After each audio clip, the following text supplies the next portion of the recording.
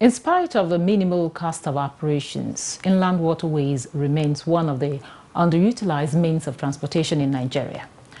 While many people attribute the low patronage to lack of political will to nurture the system, others identified inadequate infrastructural facilities, lack of dredging of needed rivers, poor maintenance of available facilities, insufficient and congestion of jetties as part of factors militating against the low patronage. The recent boat mishap in Mokwa local government area of Niger State, where about 30 people lost their lives and many still missing, and that of Adamawa, of course, that of Kwara State, that have witnessed frequent boat mishaps where occurrences are one too many. What are we doing wrongly, and what is yet to be done to boost water transportation in Nigeria?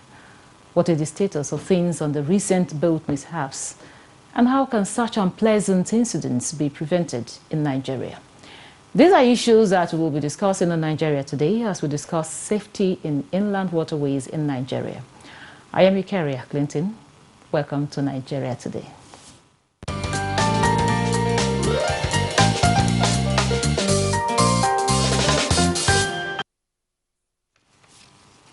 Now, joining us via Zoom to discuss the safety of the inland waterways is Abubakar Sadiq Yelwa, who's the Managing Director and CEO of National Hydroelectric Power Producing Areas Development Commission, NHYPADEC.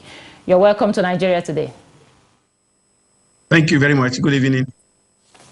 Good evening. Mr. Abubakar, just like I kind of mentioned in my introduction, the many boat mishaps we've been having, that of Niger, of course, that just happened recently. We had that of Adamawa State that happened Friday. We also had the one that happened in Kwara State. Why do we keep having these boat mishaps? I think it's an attitudinal problem. The communities don't seem to respect the guidelines given to them by the Nigerian Inland Waterways, and they don't seem to listen to the various advocacy from HYPADEC and other related agencies on the use of inland waterways. In the recent case that happened yesterday, this was a boat that was meant to take only 40 passengers, and over 100 passengers was filled with over 100 passengers. The second problem was the driver of the canoe doesn't know the safety direction of the river, because HYPADEC has done clearance, 3 logs clearance on the river, and those that are familiar with the system know where to follow. And in his case, he didn't follow the route that was meant for such canoes. And thirdly, of course, HYPADEC gave life jackets, NIWA gave life jackets, and the Niger State government also gave life jackets, but the people are not using them. So you can see that this life jacket has the capacity to save a passenger for about 5 to 6 hours. It will keep them floating for about 5 to 6 hours before rescue operations meet them. So if they had used the life jacket, what we saw yesterday couldn't have happened at all. It may surprise you to know that all the 100 passengers that were on that vessel, none of them was wearing a life jacket. So that's the major problem. The authorities are doing their best, but the people seems to favor their traditional ways of doing things, and that has been our major challenge.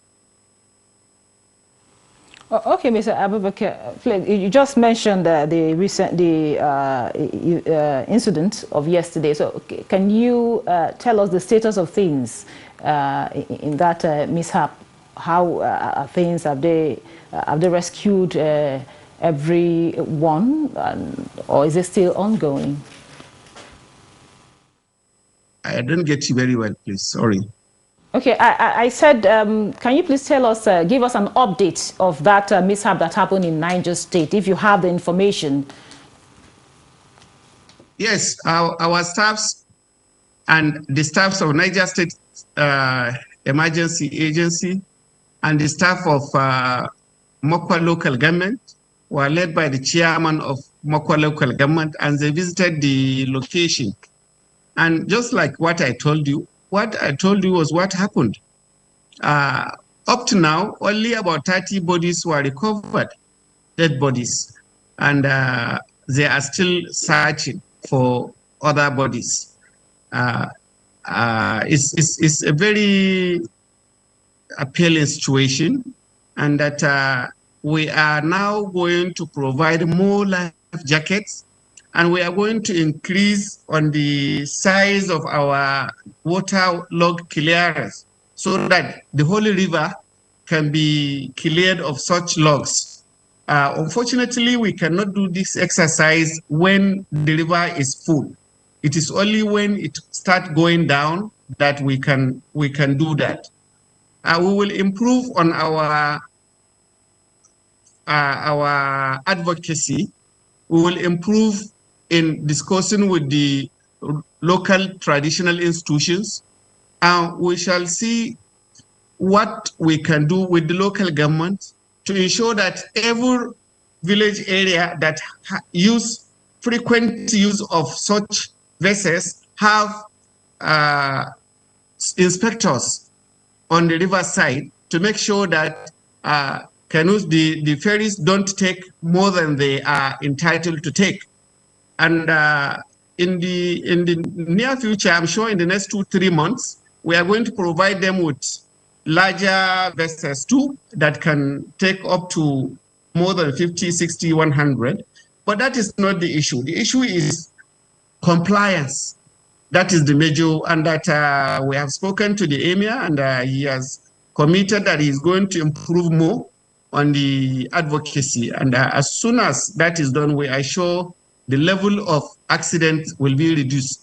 You can see the other part of River Niger, from Kanji to Yauri to Ilo.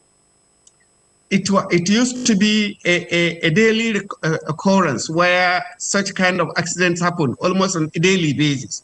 But you can see for the past 7-8 months, we have not witnessed any of such accidents just because of the water clearance logs we were able to do. And secondly, there is the need to train the drivers.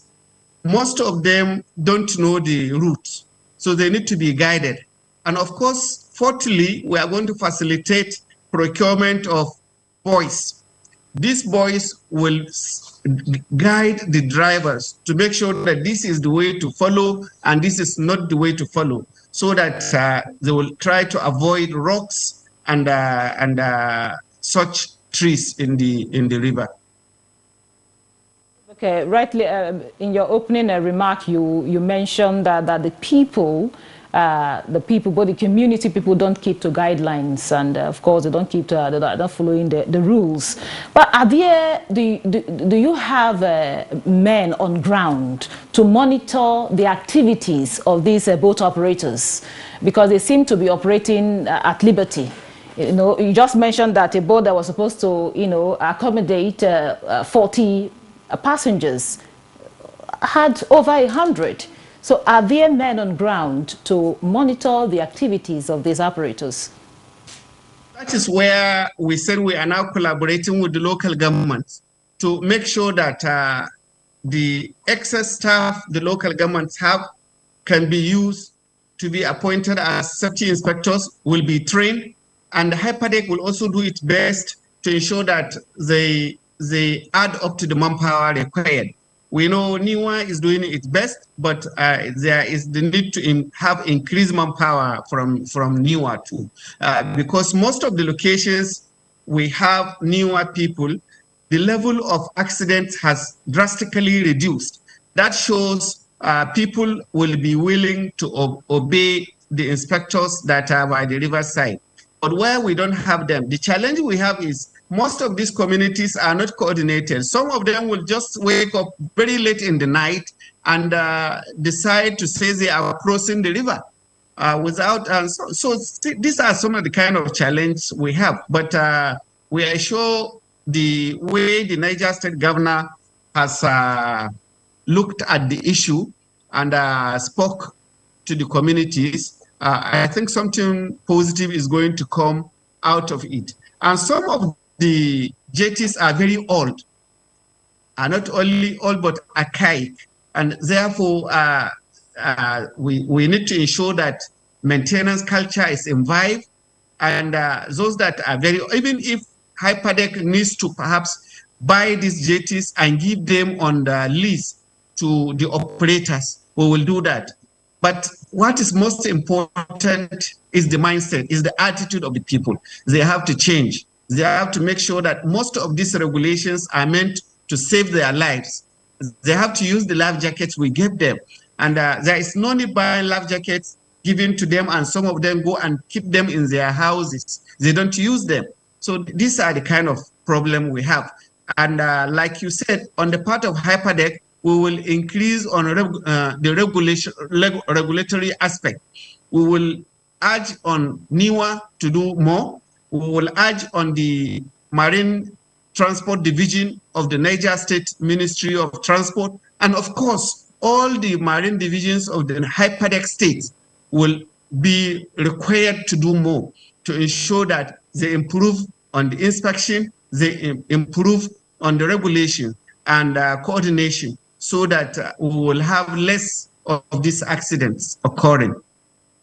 Okay, we of course we do hope that things will improve. But again, for these operators that are not keeping to the rule, are flouting the guidelines, are there punitive measures to ensure that they stop flouting the rules? Because they keep doing this and they keep putting people's life at risk. And of course, we've lost quite a lot of people while they are doing why they are flouting the rules. Are there punitive measures to curb these their disobedience?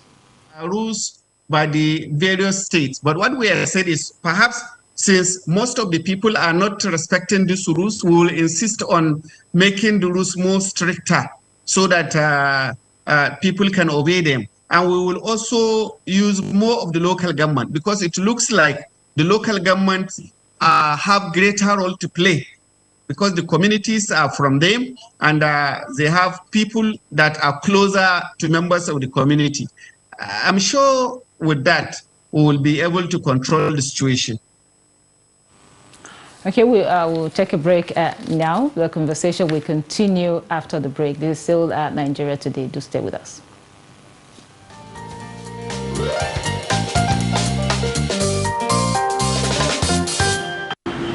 People, before they bought a canoe, it should be mandatory that they must wear a safety vest. Why will people want to, a vessel that is carrying about 100 people, and you now see that in that community, none of those people will wear a safety vest.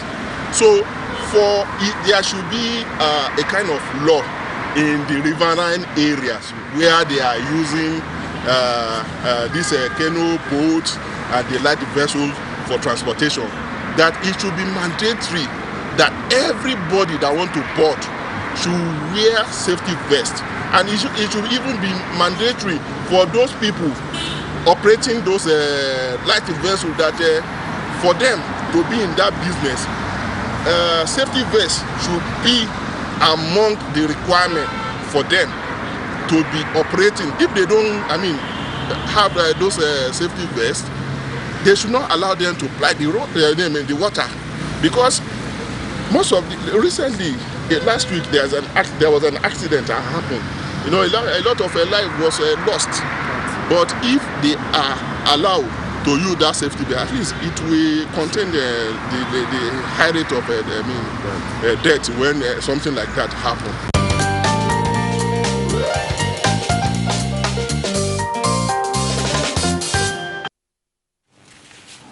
Welcome back. This is still Nigeria Today, and we are discussing safety in inland waterways. My guest is still with me via Zoom. Now, Mr. Abubakar, you heard the respondent there, and I wonder if you have any other thing to say, to any reaction to that. Yeah, he was right, quite. You can see he was more emphasizing on the life jackets, life vest. It's quite necessary. I agree with him. And I have mentioned that earlier. And like I said, Hyperdeck bought over 10,000 in the last few months. And we are going to buy about 20,000 in the next few days to ensure that we inculcate the habit of using the life jackets. And when we bought them, we distributed them free of charge. So you can see that there is no reason whatsoever for the operators to refuse to use them. And we will also conduct training and orientation for the operators in order to guide them and so that we can minimize this menace. In addition to that, in the last few years, about 10, 20 years back, the Marine Police was very effective. And most of us that grew up from riverine communities, we have them and they do a lot of work to ensure that safety on the waterways is enhanced. But nowadays, you hardly see them. So I think there is the need for the Nigerian Police Force also to revive its Marine Division corps so that they can also add value to our expectation in safety waterways. I think these are my... Mr. Abubakar, I was about asking if there's been any form of arrest, because if you keep allowing them get away with this, they'll keep, flouting the rules. Yes, like I said, there have been arrests in the previous situations, but the issue, the penalty there, like I said, is so negligible that they can pay the penalty and still go back to their job. But that's why we are saying we are now working with the local government areas, the state's House of Assemblies, and of course the marine divisions of the ministry to ensure that punitive measures can be introduced so that the penalties can be so painful that somebody will not feel happy to want to repeat it again.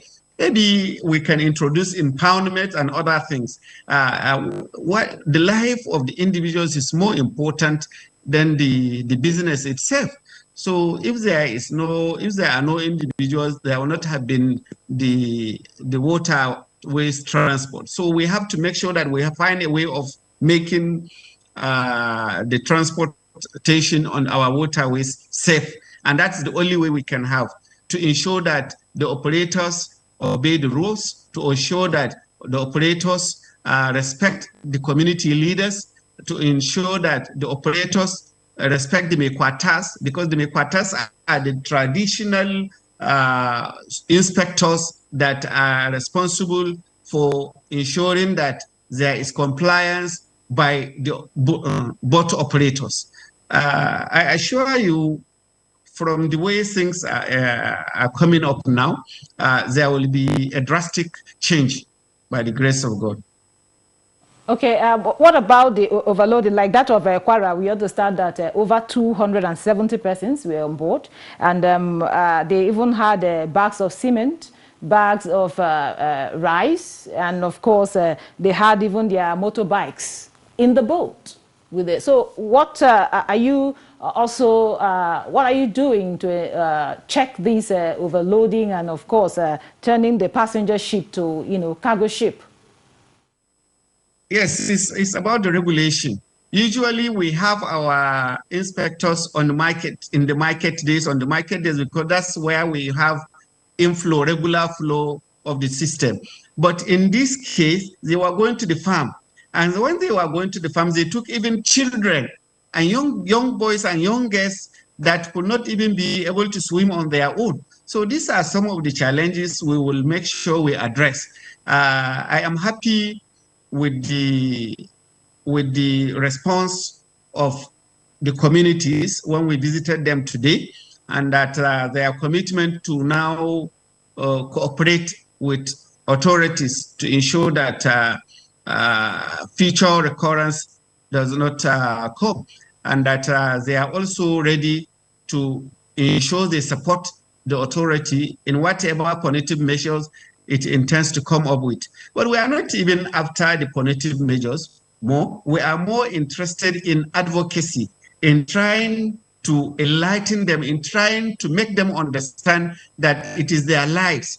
Definitely, you will be very surprised when you go to some of these markets or market days. You will see a cargo, a jetty that is capable of taking only 50 passengers, is taking over 100 passengers, and with lots of bags of foodstuff in them, with sometimes with even animals all joined together in one. So you can see that whenever there is any mishap, the goods will turn over on individuals, and even those that are able to swim will not be able to swim because they will be struggling between the loads that are in the ferry. What we are trying to introduce is that we should introduce jetties for passengers, human passengers, and we should introduce jetties for taking goods only, just like we used to have in the olden days, where you have lorries and they ride goods only, and then they have buses for people. So in this case, we are also trying to see if that is possible, and we definitely believe it is possible. It is just the mindset, like we said. We will try to address the individual's mindset to respect whatever introduction we may bring to save their lives. Okay, just before we go, is there any form of compensation for those that lost their lives, for family, or of those that lost their lives in the Niger boat mishap? Yeah, I think what we intend to do on our side is we are trying to take the statistics of those that have lost their lives. Then we are trying to support the families. There is no compensation because the jetties are not even insured. So when perhaps you have such kind of introduction where if you introduce insurance facility where the jetty operator knows that if somebody dies in his jetty, he will be responsible for the life of that person, perhaps they will become more sensible and try to ensure that they drive safely, and they control the number of people in the jetties and the number of goods in the jetty, and they try to avoid mixing people and goods in one jetty. That's it. Thank you very much. That's it on Nigeria Today. But before we go, we'd like to appreciate Abubakar Sadiq Yelwa. He's the Managing Director, CEO of National Hydroelectric Power Producing Areas Development Commission and Hyperdeck. Thank you so much for your time and your contribution. Very much, NTA, for this year initiative. It will really help us in the what we are doing as part of the advocacy. Thank you. You are playing your role very well. Thank you for being part of this. Don't forget, Nigeria Today airs every weekday by 7:30 p.m. on NTA News 24. You can watch these and other episodes on www.youtube.com/NTA News 24. Once again, thank you for watching. I am Eucharia Clinton. Goodbye.